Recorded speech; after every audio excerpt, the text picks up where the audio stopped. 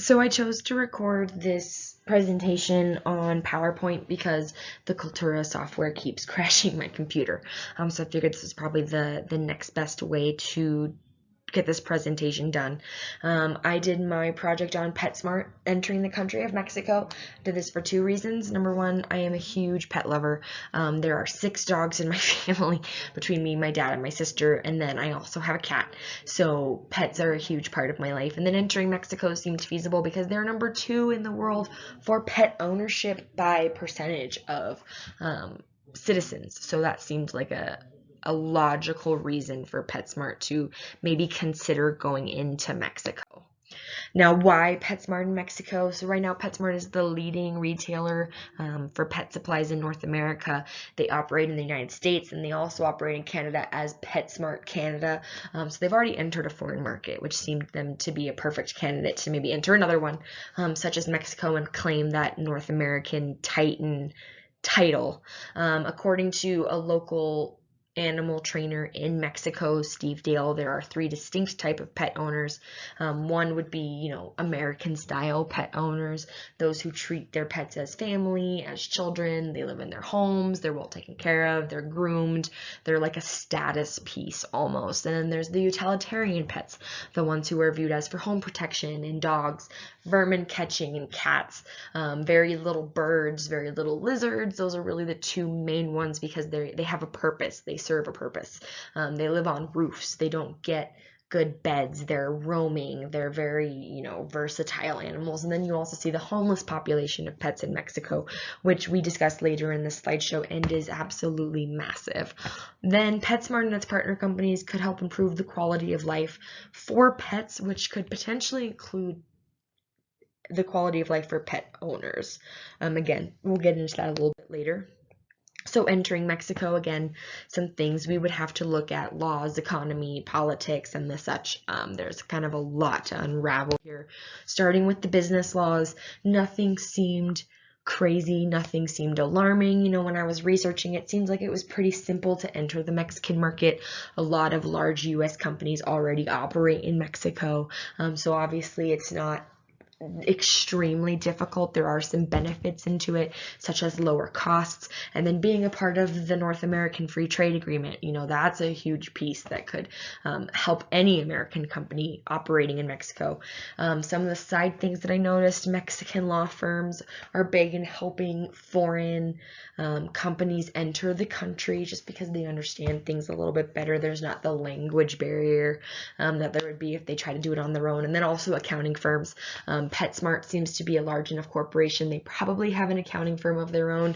I didn't really look into it. I'm sure they partner with somebody, but this also didn't seem like something that would stop them from going into the country.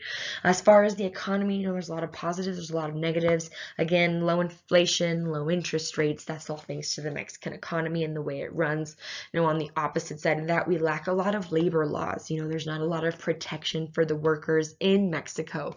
That being set aside, they are one of the hardest working classes of people, regardless of pay, regardless of benefits. They're very work driven. They're very motivated. There is an increased income per capita, which shocked me. Now, of course, this is really in the more urban areas of Mexico, the larger cities. We get out into the country, into the sticks, we're kind of looking at that big gap in wealth, a lot of poor citizens, poor households, a lot less more lucrative jobs. And then they also have some out-of-date tax laws, which doesn't seem like a big deal, but could potentially negatively affect a company such as PetSmart.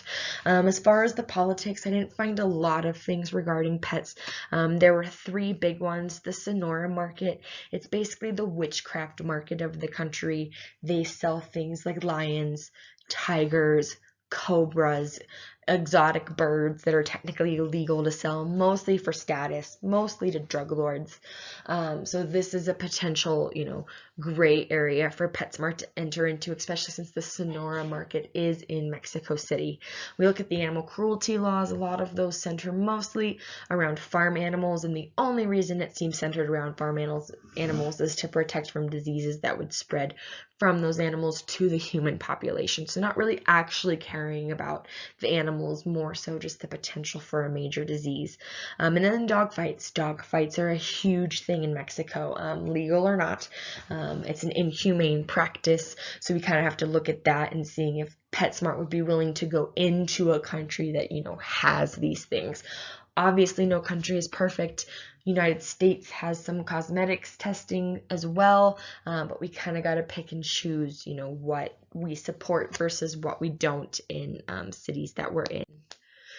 The logistics, there's some rural areas of Mexico, some places that it might be hard to get to. There's a lot of poverty, probably not the best to go into if we're looking at it from a business standpoint. And then there's the urban areas, a lot of tourism, a lot of exposure, a lot of people who probably know the PetSmart brand name, people who are well traveled, and of course those dogs that are treated more like family. We also need to look at their proximity to the states. They're really close. Should PetSmart choose to open some sort of manufacturing or hub in Mexico, it'd be very easy for them to get their products across North America that way. Then also there are multiple ports of entry. If we're talking about opening a store in a large country and we're wanting to bring new products in from other countries, there's plenty of ports, there's plenty of places where those things could be brought in pretty easily. Pets hold a huge part in culture. Now, right now, everybody recognizes the Chihuahua. I saw one article that mentioned them being the international ambassador to Mexico. Thought that was pretty funny. But 45% of Mexican homes have pets in some way, shape, or form. Whether they're a luxury just to have as a companion or they're there to serve a purpose, there's a lot of people who have them. Now, there is also a 70% of that dog population is homeless. So there's a lot wandering. There's a lot roaming. Now, they are all well taken care of. If we look back a couple hundred years in Mexican culture, the Mexican hairless dog was a huge piece of culture, very sacred animal, was believed to help its owners, be sent off into the afterlife. It was their guardian. It was their leader into the afterlife. They were buried alongside of their owners, a lot like we see with the Egyptians and cats. They were a sacred animal. They were deemed to be something that was important, that was almost religious. So dogs hold a pretty decent place, in culture in Mexico. So when I was observing my entry plan options, I was looking at two in specific. The one that I personally leaned more towards was the foreign direct investment. But the other one that I kind of wanted to look at in this project, I know we were only really supposed to look at one, but it seemed possible for them both, would be a partnership with a major company that already works in Mexico. And the one that I chose for this one specifically was Purina, as one of the largest, most recognized dog food brands. They seemed like if they were going to go in with a partner, this would be the company that they should go into with, for a couple of reasons that we'll get in the next slide. Direct investment, some of the reasons I felt that would be a good move. PetSmart currently has 2,000 plus stores in North America as it is. They are larger than any other pet retailer by a long shot. So they have the capital, they have the resources to be able to open, even just one store in a major city without really taking too big of a risk. If it fails, it fails. They're a popular American tourist destination potentially. People are traveling with their pets like crazy, whether it be a service animal, an emotional support animal, or just a companion. We're in a economy where pets are considered family. They're considered almost like children. They're taken everywhere. We see them on almost every flight. There's usually at least one animal. So that's a popular thing and could potentially be a benefit to PetSmart. Then we also look at PetSmart charities. Obviously, wherever PetSmart goes, PetSmart charities is going to follow, outreaching to the community, getting people involved in the care of these animals that they adore but can't care for, could be a real relationship building moment with the citizens of the country.